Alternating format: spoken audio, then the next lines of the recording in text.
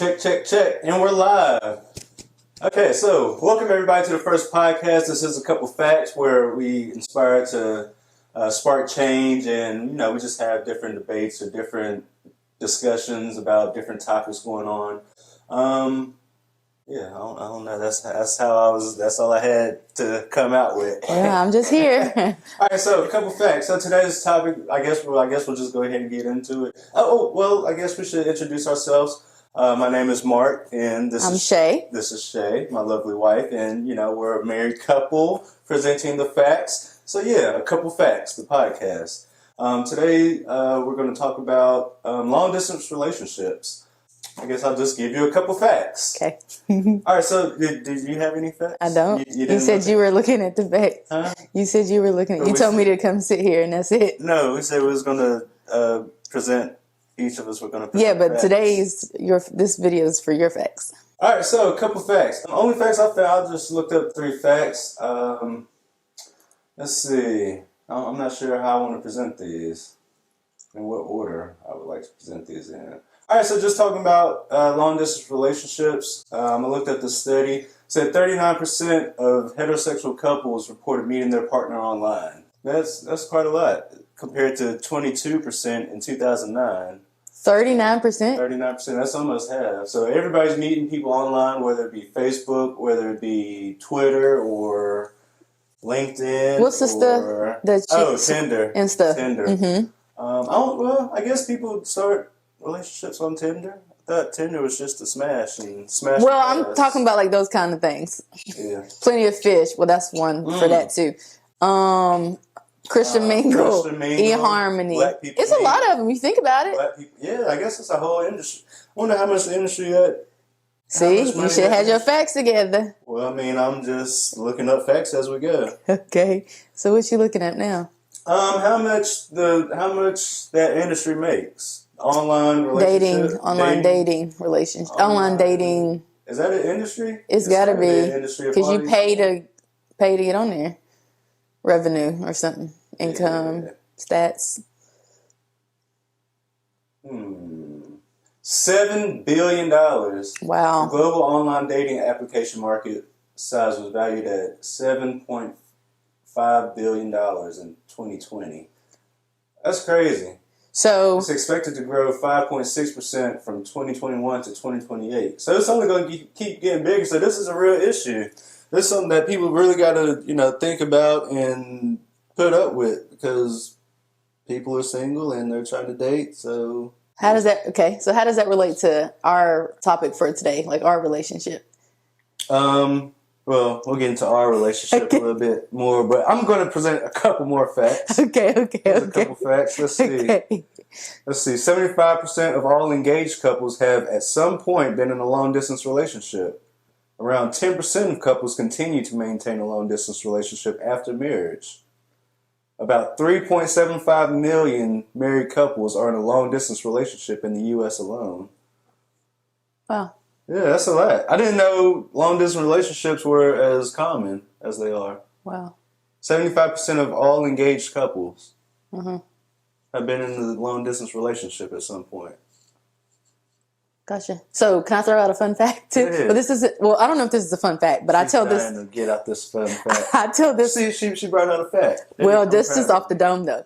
This is something that I don't know where I should be looking. I don't think I should be looking anywhere, because part of this is going to be video, part of this is going to be audio. So I think I can just do whatever. Yeah, just do you. So I tell this to everybody that I know. I was probably let's say throw it back like 8 years ago. I don't know. It was a long time ago. And I swear I was watching like Steve Harvey or Dr. Phil, and I don't even watch TV. It was probably Steve Harvey. So I was watching this, and there were couples on there who were on there because they were married, but they lived apart. And so I was like, what? Like, who does that? Nobody does that. People had their own separate houses. Yes. Or something like that. And they were talking about how that worked for them. And so what's funny is up until last month, May technically, today's July 2nd, but up until May, end of May. Your own house No. I had never known anyone who lived that lifestyle until I was at work. And this lady who folks report is a little cuckoo. I'm just go ahead and throw that out there. But Crazy Sue. yeah, I don't know. Crazy Sue, she was like, yeah, I live apart from my husband because he's, I guess, like a veteran. I'm trying to put the pieces of what I remember together. And he has mental health issues. And she said she has her own apartment. She's a teacher, mind you. She has her own apartment and he lives in the house. And the only reason why she goes to intermingle or whatever is... Because that's her husband? No, to try to help mitigate the issues that he has with his children. So from my understanding, we're in a literal like IEP meeting. So I wasn't about to ask this lady to elaborate on this. But from what I gather is that they have children that are like 18, 19, like adult, not like 30 plus, but like adult enough to maybe still live in the house kind of thing. And so they get into it because Crazy Sue's husband, Crazy Joe. Crazy Joe gets into it with the kids and they have to try to fend for them, whatever. And so she'll come help and try to mitigate. I don't know what this looks like. I don't know if she's coming, daily to help or if she comes to put out the fire, then leaves. Just come on the if she comes for the weekend, I don't know what that looks like, but that's what she said. And she was just saying it just as normal. And I was like, wow, I'd never known anyone. And I was like, well, he might be abusive. He has to be. You gotta be beating somebody. He's got to be on level 10 for her to be a teacher. And then coming in. She is older. She's probably every bit of like 60 or close to it. But I age people, but so she might be 50, but every bit of like 60. And she has an apartment. And so what's funny is I had never met anyone who lived apart from their spouse as much as maybe they wanted to, up until I met Crazy Sue and she told me about her and Crazy Joe. And to beat it all, I don't know. Hers was just different. Back in the day when I was watching the TV show, they were saying like, we live apart and this works for us. I have my own. I think they were like lawyers and doctors. And I was thinking that makes sense. It doesn't make sense, but it would be more feasible if you have the income to support separate lifestyles.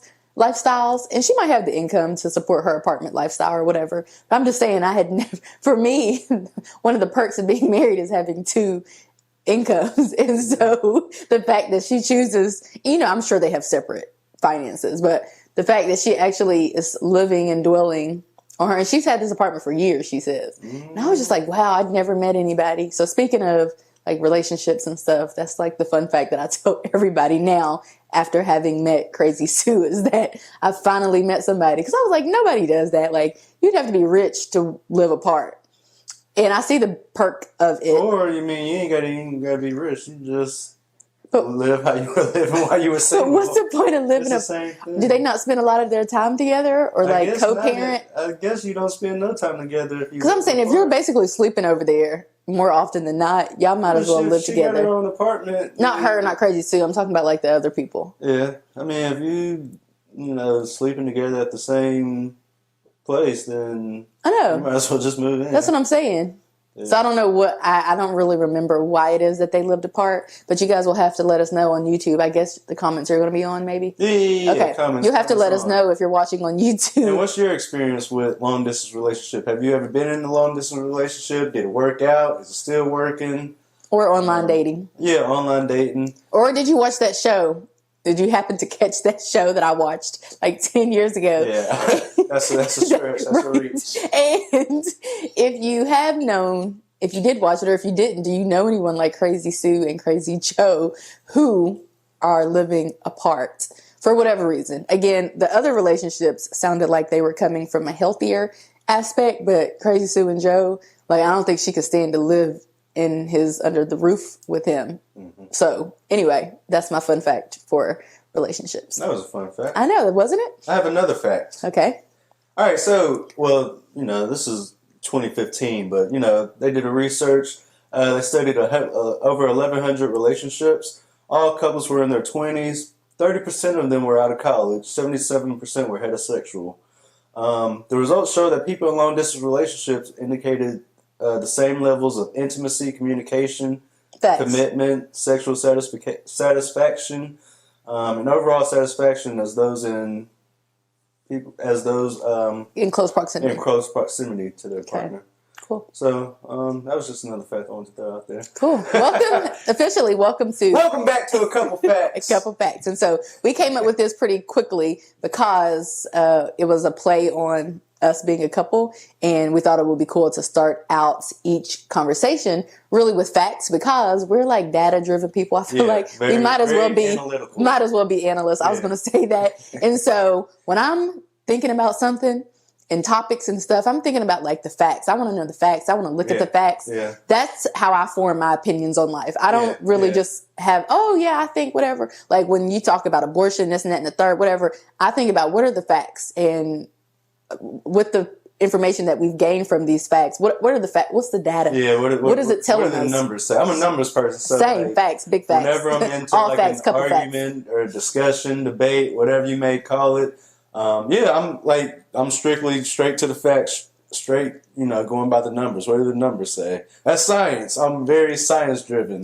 This isn't conducive to us being in a relationship because we have many debates all day, every day, and like we're literally looking up stuff on Googling it, trying to see. Yeah, basically, if it's not based on fact, it just almost an opinion doesn't matter in life in general to me, really, unless it's based on some type of factual information. Yeah. Because I can't just support something just all willy-nilly just because. Yeah, I can't support somebody just saying something. Yeah, I need to know, I need some data, some facts, but I need data for anything. So anyway, welcome officially to A Couple Facts. My husband has long wanted to do a podcast, yes, but I never was on board. Yeah, never. Never.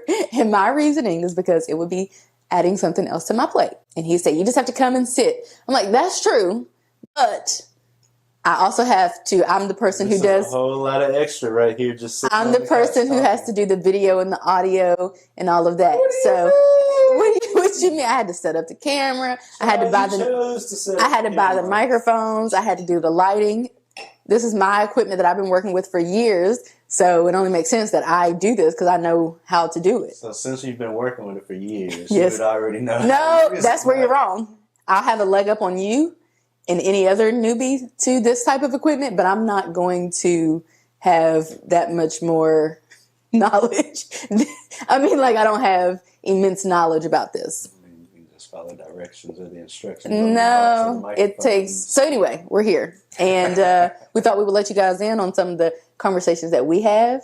Yeah, because they're pretty interesting. I like think so. when we go talk to other people, and yes, it's just intriguing, and I feel like our conversations at home are a little bit more deeper and a little bit more interesting. For sure, way deeper, and we're quite open minded. And I didn't think people were that interested in our conversations, like when we go out and talk to people and stuff like that. I didn't think it was that interesting, but apparently we are.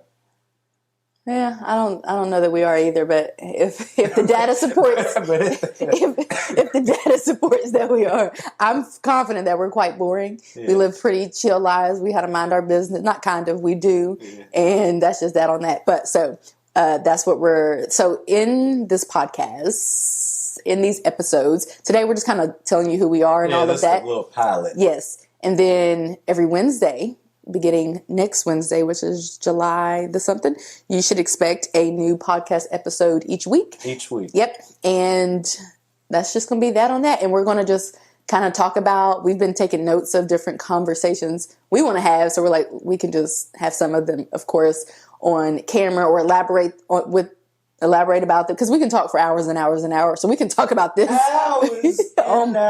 We can talk about something and then talk about it 100 more times. So that being said, that's how we got started. So the only thing we needed to do differently was that I ordered this little microphone set.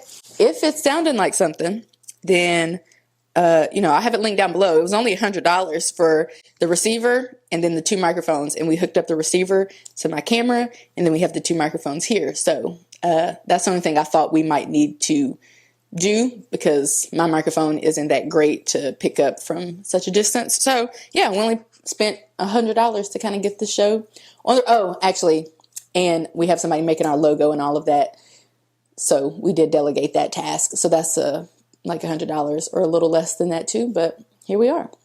All right. So now I guess it's time to talk a little bit more about who we are. But before we get into that, I would like all of our viewers and listeners to know that this portion of the broadcast is sponsored by Shay Budgets and Mr. Budgets. If you go ahead and follow those guys on YouTube, they brought you today's show.